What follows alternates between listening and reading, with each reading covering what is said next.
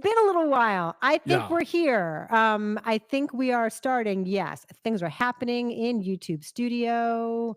It should be happening in YouTube soon. Let us know when you see us. Yeah. I see us. I think we are beginning soon. I'm watching. Uh, Oh, okay. I've jumped to an ad, so that's always promising. okay. I I don't guess we're have here. that. Okay, there it is. I'm sorry, guys. Phew, yes, I'm we're here. very rusty. It has been a few weeks of Indeed. not doing live streams, but I see us now. Happy Woo! Friday. So great to see you. Thanks for being here. I know it has been a few days. David answers my question before I can even ask it. He says, "You guys sound great. Thank you for helping out." Thank you. So good. Hi, everybody. Happy Friday. Kind of a smaller crowd so far. Hoping more folks join us. It is early. We've not done a live stream in a few weeks, but I'm feeling great and we are organized. So I thought we would come and say hello. I know it's Memorial Day weekend, so a lot of folks are probably traveling on the road or just don't want to think about screens. And I don't blame you. You should Yeah. get away from your screens for a little I'm while. going to try to. Hi, Bernadette and Marty from the our channel members, and Yes. Teddy and Amy and Thomas and Juniper and Jonathan and Jacob. Welcome. A lot of our usual folks are here. Good to see you. So before we begin with all of our news items, And Alonzo's Amy. got some exciting news to share. Yes. So I'm going to be co-hosting a series with American Cinematheque here in Los Angeles in June. I'm out schlepping Hollywood Pride around again because it's June, and that's just how it's going to be for a while. So yeah, it's going to be a lot of fun. It's going to be 3 Saturdays, June 14th, 21st, and 28th. On the 14th and the 28th, I will be hosting, and we're screening 35 millimeter prints of the camp classic Cobra Woman and of the great 90s trans family film Ma Vie en Rose. And on June 21st, I'm thrilled that Caden Mark Gardner, who's one of the co-authors of the terrific trans film book Corpses, Fools, and Monsters, will be hosting a screening of the 1972 Holly Woodlawn musical Scarecrow in a Garden of Cucumbers, a movie that was considered to be lost but was recently restored by the American Genre Film Archive. And so, yeah, we're going to be screening some great films. We're going to be selling and signing books thanks to the folks at Skylight, who are right there next to the Los Feliz 3. So, yeah, go to americancinematheque.com. Tickets are on sale now. Hope you can be there. Great. Cool. Always fun to do stuff with the Cinematheque, and you Yeah. have great taste when you curate these things. Thank So you. it'll be fun, yes, and a good way to see Alonzo in person, right? Sometimes we leave our respective boxes and we wander out into the wild. So good chance to see Alonzo there. Thank you for that. Want to answer a quick question from Famey Famous saying, how soon does radiation begin? I don't know, actually. I do not know. They are doing genome testing on the stuff that they took out of me, the cancer they took out of me. Hopefully, there will be very little, and it's entirely possible there will be none because it was such a small amount of cancer in my body. It was all sort of like in one part of my right breast that it's possible that there'll be like maybe only a week and maybe zero. So I will Yep. find out and I'll keep you guys posted at my newsletter, which a lot of you subscribe to. I know Yes. it is Saturday Matinee. You can get to it at ChristyLemire.com. Thank you, Steve. Steve says, Yes. hello, Thank you, Steve. greetings, looking good. Appreciate your content. Always a fan. Hi, Christy. Hi, Alonzo. Thank you for your kind donation. Appreciate that. Also, Yes. before we get started in earnest here, I want to mention this beer. I sometimes like to bring along Athletic Brewing Company beer, and this one is in particular a very special one. It's a limited edition brew.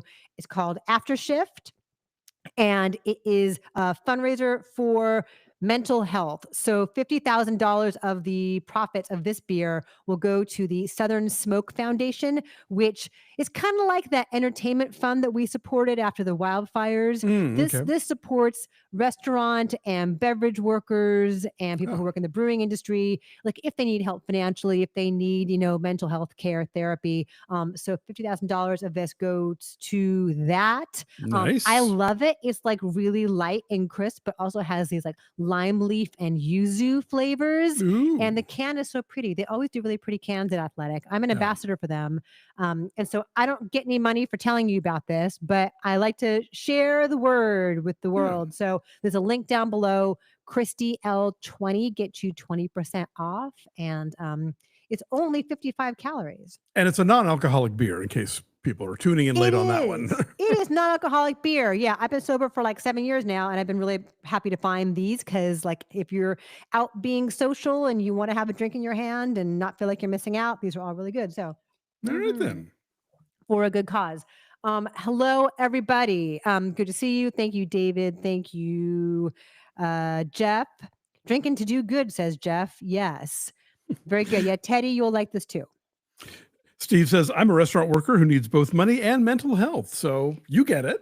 The Southern Smoke Foundation, they are based in Houston, and they do a lot of good work for people who, I'm sure after COVID, like a lot of restaurants closed. Oh, for sure. Yeah, that was a very tough time for that industry. No question. So here we are with movie news. Lots to talk about because it's been a little while. This weekend, Mission Impossible: The Final Reckoning opens. We reviewed that a couple of weeks ago. Have you seen it? Will you see it? Are you psyched for this purportedly final Mission Impossible? Let us know. I've been getting like daily emails from Paramount about premiere screenings in different cities on different continents. They are just out there working it. And of course, they had a big splashy premiere at the Cannes Film Festival. Did Tom Cruise jump out of something or fall into something to celebrate it, or did he just walk in? I think he climbed onto things. I saw him like standing on things, looking majestic. Okay. Last night, though, did you see that they were at the North Park AMC in Dallas? I did not see that. That's great. Yes, very exciting. And so he was, of course, there, and it was, mayhem. He and Christopher McQuarrie, who Tom Cruise calls McHugh. If you see Tom Cruise doing the talk show circuit, he'll refer to him as McHugh. Okay, that's actually also an old John Wayne movie. Oh, okay. So that is happening. Let us know if you have seen it. Teddy says, after 8 movies, I think these missions might be possible for Tom Cruise, but Sure. not for the average No person. one else. Yeah. Not for the average person. Also, Lilo and Stitch opens this weekend, which Yes. Alonzo, as you mentioned in our review, which you'll see soon, it might do better than Mission Impossible this weekend. It might. I mean, you've got more shows in a day, heaven knows, and I think it's gonna, as you were saying, maybe Mission Impossible isn't quite for kids in the same way. So yeah, I wouldn't rule it out. I mean, I think both of them are going to do really well, and again, the theatrical experience is on a roll of late between Sinners and Minecraft and Thunderbolts and even Final Destination. Like, we're really seeing some good numbers in the past few weekends, and this I'm sure theater owners are hoping, like, yes, come in and watch all of the trailers for all the movies we're gonna have all summer long.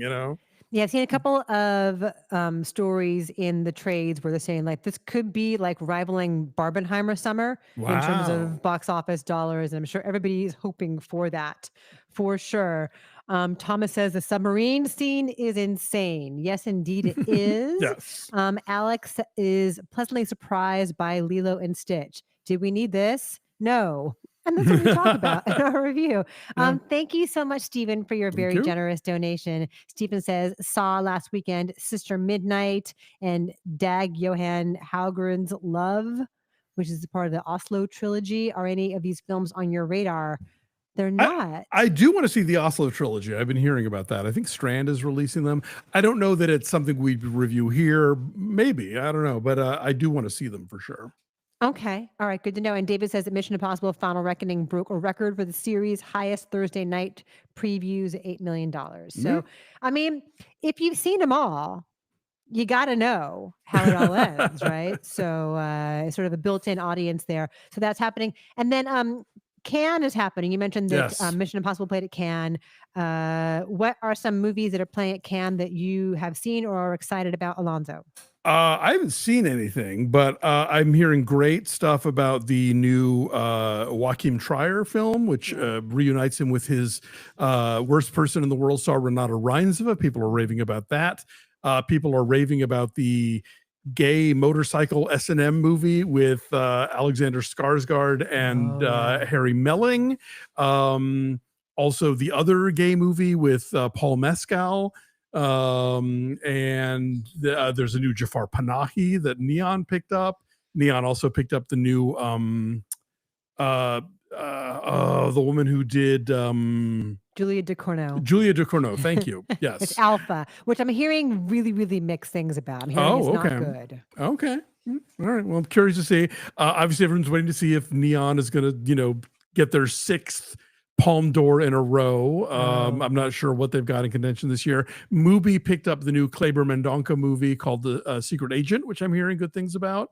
So yeah, there's a bunch of stuff there that it's like, yes, please bring it on. Couple things I got to point out. Brent said exactly as you were saying about Neon. He wrote Neon going for that 6th Palme d'Or in a row. And then Seth points out that the S&M Kink movie is a Christmas movie. That's what I hear. Hooray! I'm very excited about that. Yes. 3rd edition coming in 15 years. Yeah, that will be fun. Yes.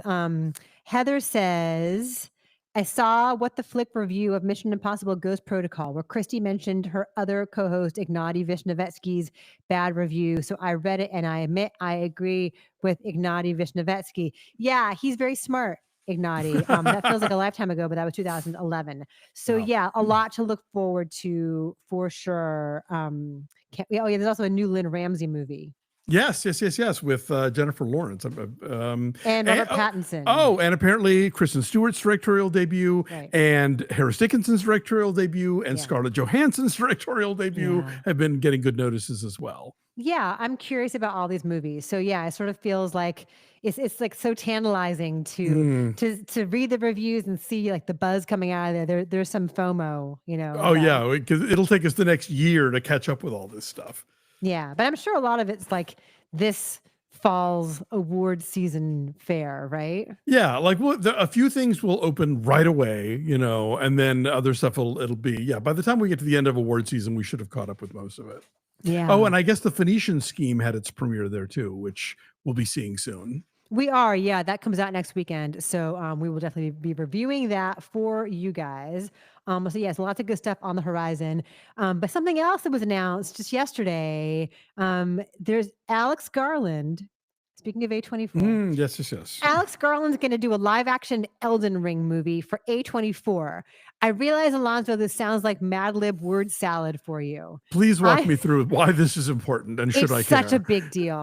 It's such a big deal because Elden Ring is this video game that like is super, super hard. That when it came out in 2022, it sold like hundreds of millions of copies. It is incredibly hard to do. And it's like over 100 hours of gameplay. It's super nerdy. So Nick plays Elden Ring. Nick has beaten Elden Ring, as he told me last night, 8 times. He beat it for the first time when he was 13 years old. I'm so proud. Good Lord. Proud mom moment here.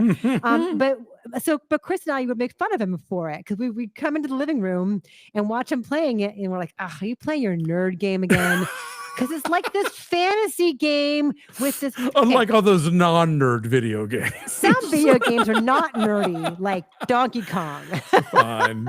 Madden 2005 or whatever. Not nerdy.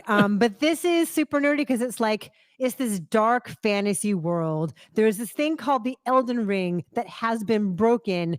And so the lands between is like torn apart by war. And you play as one of these faceless soldiers and you have to figure out a way to put the ring back together. And George R.R. Martin, I guess, wrote the story that is the basis for this game. Okay. But it has nothing at all to do with the game itself. It just looks like so fucking time consuming and it makes my child so angry. Like, and so he is very skeptical about the prospect of a live action Elden Ring movie, even though I said to him, like, dude, it's from the guy who did Civil War, which you love. He says because so much of it, and this is what we talked about with the live action Lilo and Stitch, right? There's so much of it that will be like difficult to render in live action form. And for the most part, the history of video games being turned into movies is pretty ignominious. Oh yeah, no, it's been a shit show. But because Super Mario and Minecraft were such huge hits in the last year or so. Here come the floodgates. I'm sure we're going to get a ton more of them. Yeah, Warcraft, perfect example of why you shouldn't make a video game adaptation movie. That was one of the worst. Yeah. So he's worried.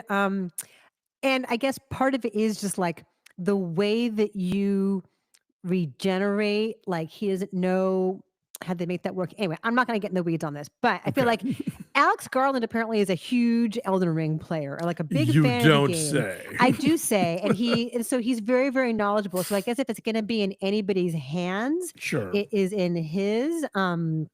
So anyway, yes, Derek, I call my son a nerd. He would call himself a nerd. Jeff says, why not 9 times? Come on, Nick, get with it. Yes, he will. But I guess it takes a really long time to play this game. I guess. So anyway, but that's a big deal. So that it was announced. I guess that had been rumored for a while, and then they finally announced that he was doing that. So there is that. Also, a thing that I know a little bit about is Skibidi Toilet. You know more than I do, because I that was one of those things where when it first popped up, I'm like, okay, this is going into the hole of I don't even want to know. Yeah. And yet now that it has now crawled its way into our world because Michael Bay has latched onto the hot IP of Skibidi Toilet and is bringing it to the big screen. What is it? So when we got the email about this, like I read the headline of it, like Michael Bay to direct Skibidi Toilet movie, and I thought this is just Mad Libs. Like what even is this? Because I didn't realize that Skibidi Toilet was an actual thing on YouTube, on this platform that we are currently on, is where the Skibidi Toilet content lives. I thought it was just like a stupid nonsense saying that like an expression that tween boys said to make us feel old and out of touch. Sure. I didn't realize it was like an actual series of videos, and they're animated, and it is like a dude's head sticking out of a toilet. I don't know where you get a movie out of this, but Michael Bay is going to do it. And if anyone's gonna, I mean, I think Michael Bay would be the guy, for better or worse. I guess it's better to have him doing this than the Elden Ring movie. Yeah, or another Transformers. I don't know. So Teddy says, does anyone actually own Skibidi Toilet? That's a good question, right? Like, whose IP is that? The guy with the YouTube channel, right? Someone must, yeah. Whoever started those videos, I guess, is the one who got to make the deal, you know. He has like tens of millions of subscribers.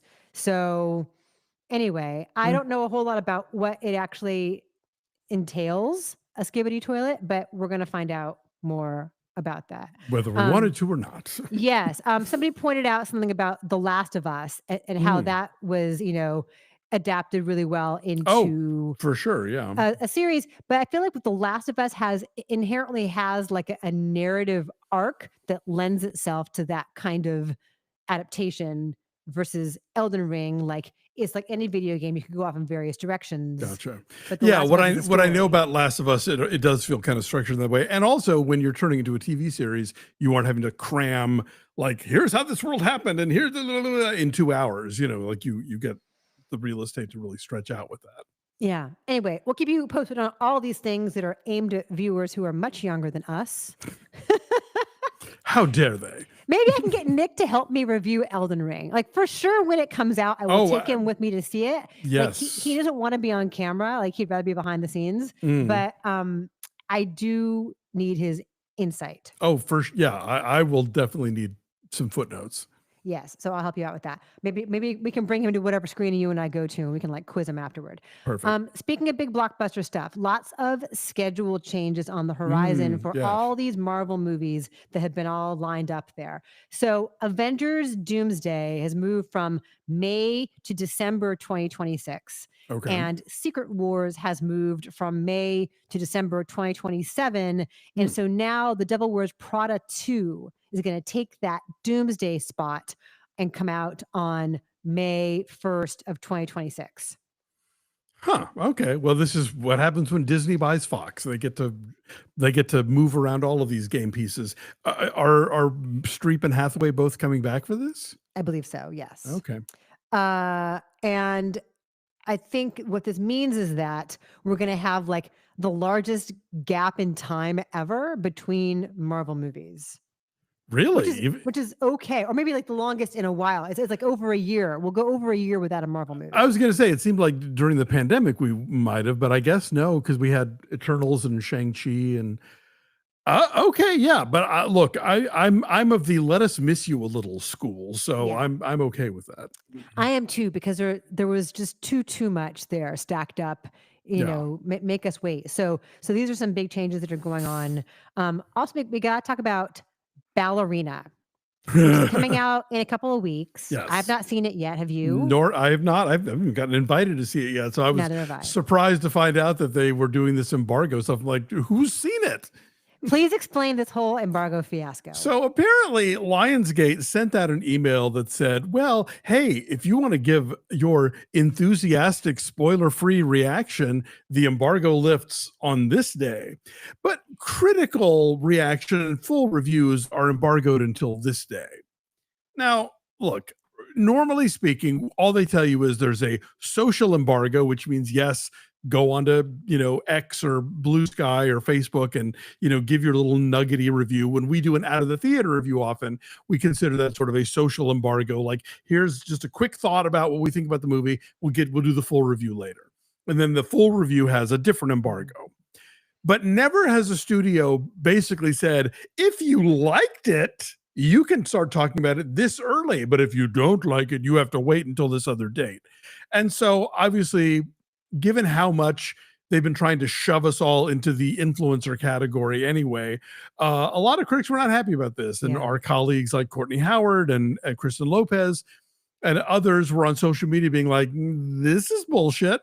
And so Deadline did a piece about it. And basically, when they asked Lionsgate about it, Lionsgate caved like that. Like, oh, no, we would never. I mean, if you didn't like the film, you're certainly allowed to, But just the fact that they said the quiet part out loud, that like your enthusiastic, response is embargoed now, that just seemed like, no, we're not playing that. That's exactly how I was going to phrase it. I'm so glad that you said that they were saying the quiet part out loud, because that's like always been implicit. Like, oh, sure, social reaction is encouraged. And so while you often see, just really wildly frenzied excitement for a movie quickly right out the door, and very often that enthusiastic reaction is not from actual film critics, but usually sort of entertainment journalists who rely upon continued access to stars, and so are always on the, it behooves them to be on the good side of studio publicity departments. Yeah, and influencers. Yeah. Right. And people with a lot of TikTok followers. So they really were trying to sort of get out ahead of the movie and kind of front load this sort of like, positive, happy talk. But it doesn't work that way. If you let people talk about the movie, you have to let people talk about the movie no matter what they thought. Yeah. Stephen Turner points out, a lot of times social media first reactions are way more positive, and then reviews will be mixed, right? Yeah. Like, settle down, take a breath. Really fast, I want to mention Stephen Turner. Thank you so much. I just mentioned your comment. Thank you for your kind donation. It says, I still want a Halle Berry John Wick spinoff. Was there going to be one of those?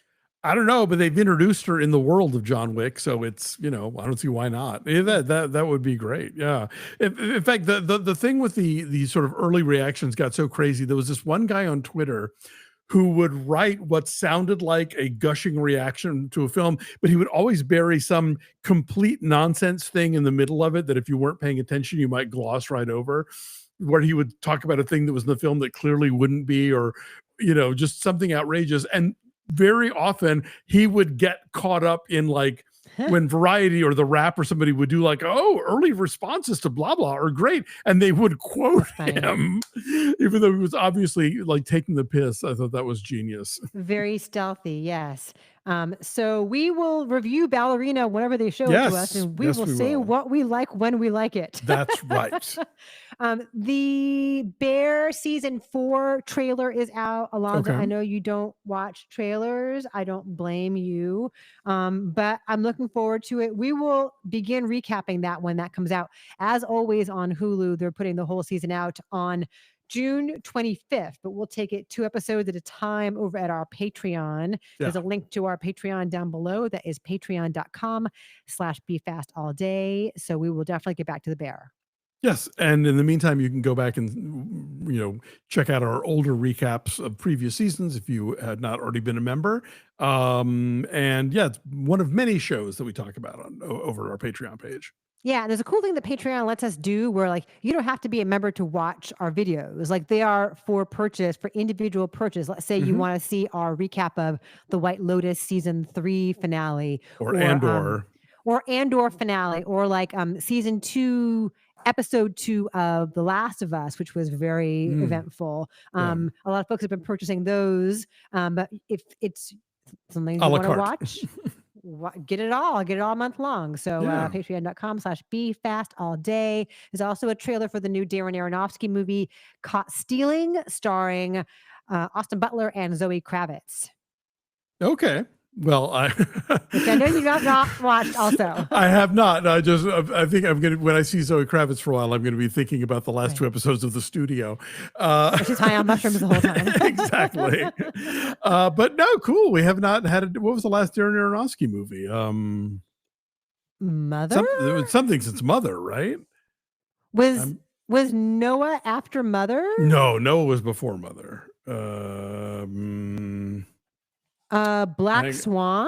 No. That was a long time ago. That was way before. Let me look. Anyway, somebody in our comments will be good at this. The Whale says people. The Whale, The of course. Whale. Thank you, Seth. You knew. Yes. I see The Whale. Ugh. Lots of The Whale. Thank you for bailing us out. Yes. Yeah, this looks like a return to form, a return to like the kinds of films that were popular when he was like, coming up. It looks Right. very like grungy 90s Brooklyn. Huh. It looks like a lot of fun. There's a great cast of like Liev Schreiber and Vincent D'Onofrio playing Hasidic Jews, and he's like gets tangled Okay. up with all of these different crime people. It looks funny in a way that most Darren Aronofsky movies are not. No, I was say that's not usually his go-to, but he did, his first movie was Pie, which was very much that sort of like Grungy grungy indie and like, deep within the Hasidic Jewish community and that kind of thing. Yeah, Requiem for a Dream, also grungy Brooklyn. Yes. So this looks really fun. Yeah, so that is coming out on August 29th, which does not give me a lot of hope, but maybe they're trying to like reclaim that spot on the calendar as a viable place for art. Yeah, that's true. Labor Day weekend is about it. That's generally considered a vote of no confidence, but we'll see what happens. Apple TV Plus is doing a 5-part Martin Scorsese documentary. By or about? By Rebecca Miller. Oh, okay. Yes. Speaking of the studio star, Martin Exactly. Scorsese. Yes, you loved him in the studio, and now, Right. No, that's great. I mean, because his career is about to hit like 60, right? I mean, if you go back all the way to like Italian American, I mean, that's like late 60s, early 70s. So yeah, he's been doing this for quite a while. And he's so voluble and he's so generous and so enthusiastic that like just to hear him talk, I'm sure this will be a sort of a masterclass, right? In all For the, sure. the Yeah, things yeah. about the cinema that we love. So maybe we should talk about that when that comes out. I think we should. That could be a thing. Netflix is going to start streaming Sesame Street. Yes, because Let's talk about this. Well, so Netflix, I mean, Sesame Street had gone over to HBO because could PBS not afford it anymore or something? There was some weird thing where like it was now airing on HBO, but then like 6 to 9 months later, they would also then air again on PBS. And then I guess in the whole Zaslav cost cutting thing, they decided, we don't need Sesame Street anymore. So now Netflix has picked it up from HBO. Yes, Okay. that was like a good assessment of what all happened, a good synopsis. Yeah, and it's going to be the same like day, like it's not going to be a delay between here's where it airs on Netflix and here's where it airs on PBS. Like I think it's the same episode at the same time, perhaps. Okay, cool. Yeah, PBS got cuts because of Trump, right? I mean, this is part of like, but they threatened to cut funding, right? Yeah, I don't know if that's actually gone through, but this has been going on for years now. So, I mean, maybe during Trump 1, it also happened. Yeah, look, if we lived in a civilized country, the Children's Television Workshop would be fully underwritten by your tax dollars. But, here we are relying on Ted Sarandos to make sure that the lights stay on at Sesame Street. Yeah, I mean, I'm glad it's around. It's it's a show that taught me to read back in the early 70s when it was new. And so I'm glad it's still there. Me too. I'm glad it's accessible to as many people as possible. When I first read the headline, I'm like, oh no, you're going to have to subscribe to Netflix to get Sesame Street, but it'll still be on PBS in some form. It's like when So- Apple TV bought all the old Peanut specials, but would still air them on PBS so that like non-subscribers could have a shot to see, a Charlie Brown Christmas or whatever. Yeah. Stephen Turner, thanks so much again. Stephen says, did you see Elizabeth Olsen, Kristen Stewart, and Oscar Isaac are making an 80s vampire thriller called Flesh of the Gods? No, I did not see that. I did not, but I like all of those words. Yeah, I would definitely go see that movie. That sounds like a lot of fun. David says, Christy, have you and Alonzo seen the documentary about Paul Rubens called Pee Wee as himself? I have not seen that. It drops tonight on HBO and on Max/HBO Max. So I'm very much looking forward to seeing it, but I've not seen it yet. Oh yeah, that all happened while we were away for a little bit from doing news. The whole like, don't call it HBO Max. Oh yeah, right. It's HBO Max again. Yeah, no one knows anything. Yeah, I think it's hilarious. Like the thing that made them distinctive was like the badge of quality that the HBO name gave them. Right. Like you hear HBO, you think Sopranos and Sex and the City and Succession and Game of Thrones. Yes, and like the HBO documentaries, and it's not TV, it's HBO. All of that stuff. Like, nah, we'll go with Max. Max, but blue. Yes. Max, but black. So yeah, that was good. They finally figured that out. And have you noticed also whoever does their social media, they've been like very self-deprecatingly tooling on themselves. Yeah, which nice try, but it doesn't make it any better. I think some of them are kind of funny. I appreciate that. Like the instinct, I appreciate. Yes, right? I like the one with the Supermans pointing at each other. That was cute. Do you know about this Future Ruins Festival? Have you heard of this? I have, and it's Trent Reznor and Atticus Ross. Thank you. Yes. And it's like the Lollapalooza of soundtracks, basically. It's all of these like incredible composers who did like all of the film and TV music that you love. Yeah. And I guess it's like Lollapalooza, and there's like a few different stages going on at once. Chris and I went to Cruel World over the weekend at the Rose Bowl, where you had to like choose between, do I see Nick Cave? Do I see the Go-Go's? This is that, but it's for like John Carpenter is going to be there, Mark Mothersbaugh, Danny Elfman, Hilda Gudnadottir, like incredible people who do all the work that you love. Cristobal Tapia I'm blanking on his full name, who did the White Lotus theme. Right. And so I'm taking Nick for a 16th birthday present because it's right after he turned 16. It's November 8th at the LA Equestrian Center in Burbank, which is kind of like in that horsey area, like when you go past Warner Brothers and Disney. Oh, right. Yeah. If you keep going down that way, it's like parallel to the 134. It's the first of its kind. And then Trent Reznor and Atticus Ross, of course, have done so many incredible scores and soundtracks. So it just sounds like fun and like a great opportunity to celebrate how impactful movie music is. So I'm sort of curious to see, because some of it is like people who are rock stars who do this all the time. Yeah. Mark Mothersbaugh does this all the time. Curatorially, it is totally my jam. I don't know that I have an all-day music festival in me anymore. Yeah. That just sounds exhausting. But I think it's very cool, and I hope it takes off and that we get more stuff like it. Yeah, I'm psyched about it. We did not have a whole full day music festival in us either at Cruel World. Like we went from about 3 o'clock until about 10 o'clock, because when you go to the Rose Bowl for things, parking is a total pain in the ass. Yeah. Like you've got to park on the golf course and like remember where you parked, and like it's not marked off like, oh, you're in Goofy, Pinocchio. you're in Woody Woodpecker. So it's really hard. But we saw like Garbage was amazing. Like I'd never seen Garbage, so that was a Sophie's Choice, where like Chris went over to the other stage and saw Devo. Oh, which we'd seen before, sure. But I'd never seen Garbage, so I saw Garbage. OMD was amazing. OMD just played the hits. Nice. And that was really fun. So I'm psyched about this, and so we'll do that. But guys, say hello and thanks to the folks who have given us some kind donations. Yes. Kit Moore, thank you, Kit Moore. Did Thank you you. check out the Bjork concert flick? It did not. It did not have a ton of screening times. I wanted to, but it just was like, it was almost a one and done. So I'm waiting for that to hit streaming, because I do want to see it.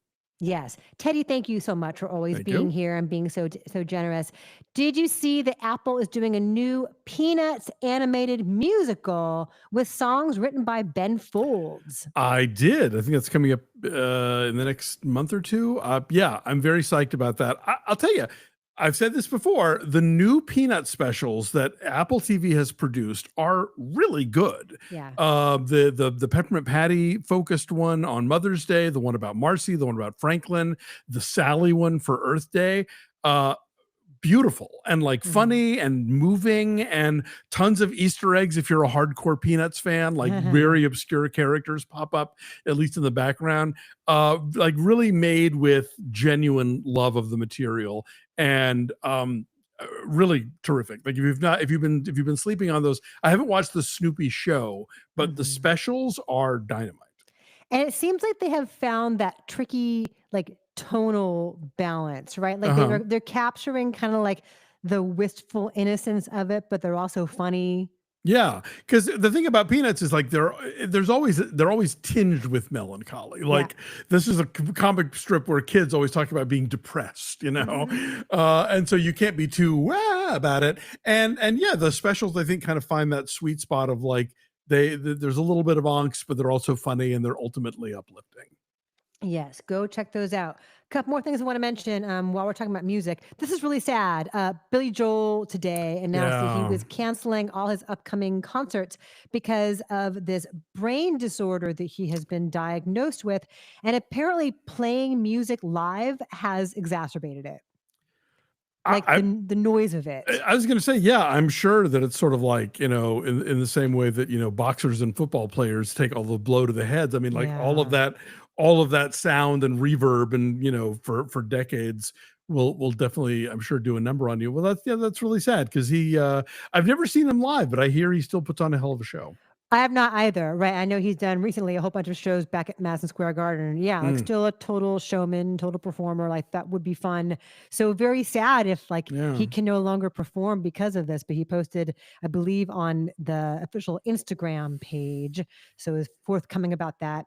Also, we got to talk about George Wendt died this past week at Yes. age 76. Let's talk about George Wendt. Yeah, he was, I mean, obviously, best known for his role as Norm on Cheers, but like, came out of Chicago Second City.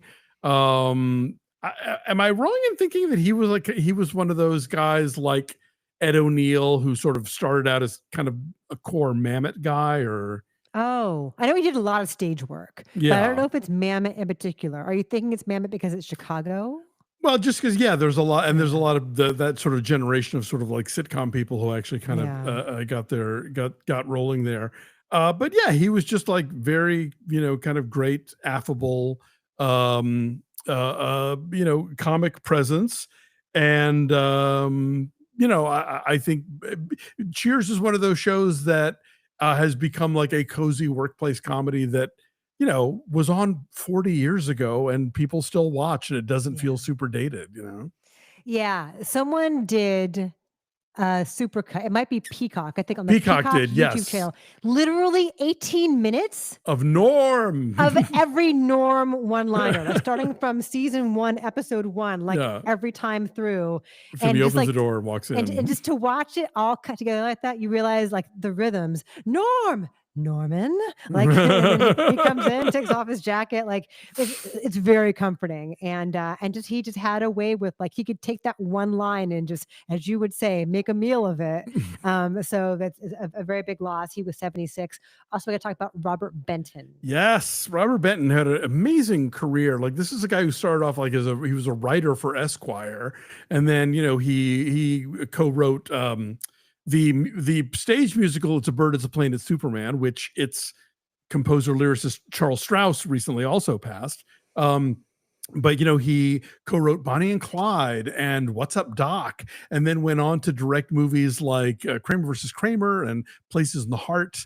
So just had a really extraordinary career and a real humanist, I think, of a filmmaker in terms of just created a lot of characters that stick with you, that you remember, that he clearly had a lot of compassion for, and he was a Texan. There you go. That's true. We forgot to mention also that Jason Sudeikis is George Wendt's It's nephew. nephew, yes. There you go. Um, thank you for all of that. I'm sure we missed something because it's been a little while. We tried to get to the highlights. I think we will be here again next Friday. Okay. That's the I have no plan. reason to believe otherwise. So come on back. Thanks to all of you guys for your patience. Thank you for all your support, the kind words. It's been sort of a ups and downs and unknowns, but I appreciate all you guys for being so sweet. And don't forget to check out your Athletic Brewing Company non-alcoholic beer, which goes Yes. toward a good cause. After Shift, it's so good, you guys. And details on that are below with a discount link, which gets you 20% off. We will see you back here again next week. I'm hoping we'll have a review of Lilo and Stitch for you a little bit later on this afternoon. We already reviewed Mission Impossible Final Reckoning, so keep an eye out for that on our channel somewhere. It's on there. Not too hard to find. Oh, and we're doing a spoiler chat on Tuesday, are we not? Oh, thank you for reminding me. Yes, I had wrote that down and forgot to mention it.